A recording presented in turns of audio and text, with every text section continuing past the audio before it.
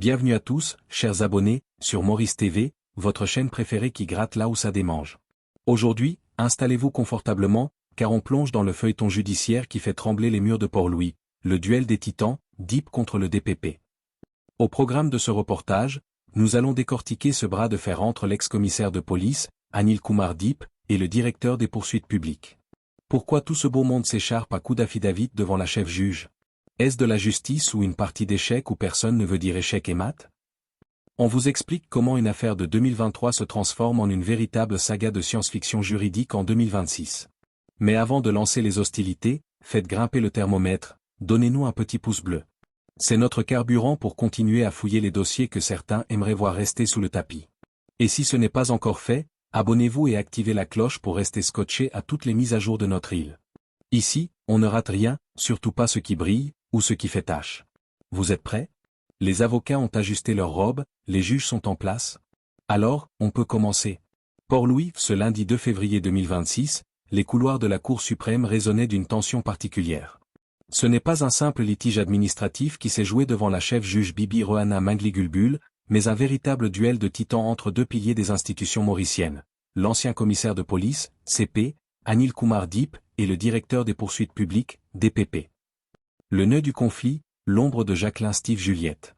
Pour comprendre l'enjeu de cette audience, il faut remonter au 4 janvier 2023.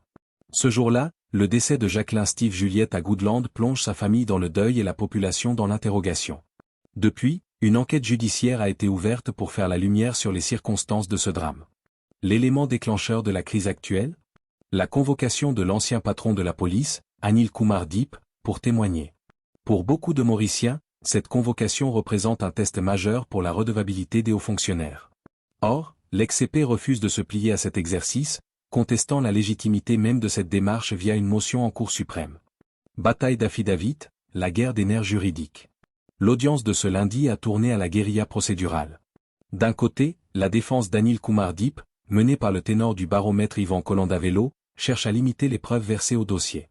La stratégie de l'ex-CP, Maître Colandavello a annoncé une motion incidente. Son but? Faire rayer et expurger certains passages des documents, affidavit, fournis par le DPP.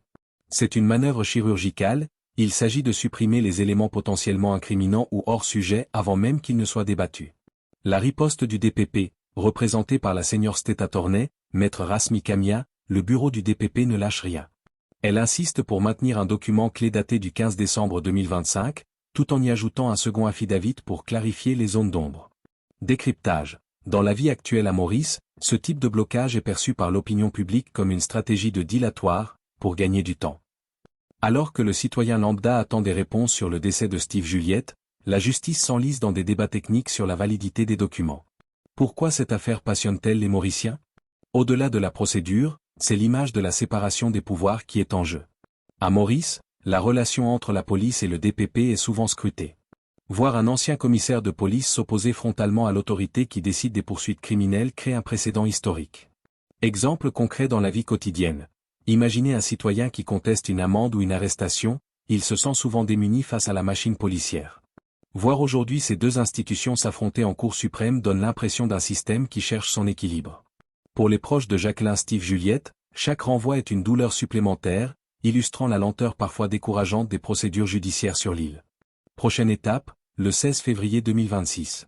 La chef juge a renvoyé l'affaire au 16 février. Cette date sera cruciale. La Cour devra décider si elle accepte de nettoyer les affidavits comme le demande Anil Kumar DIP, ou si elle permet au DPP de présenter l'intégralité de ses arguments. Ce dossier est loin d'être clos. Il symbolise la lutte pour la transparence dans une île Maurice en pleine mutation, où la demande de justice n'a jamais été aussi forte.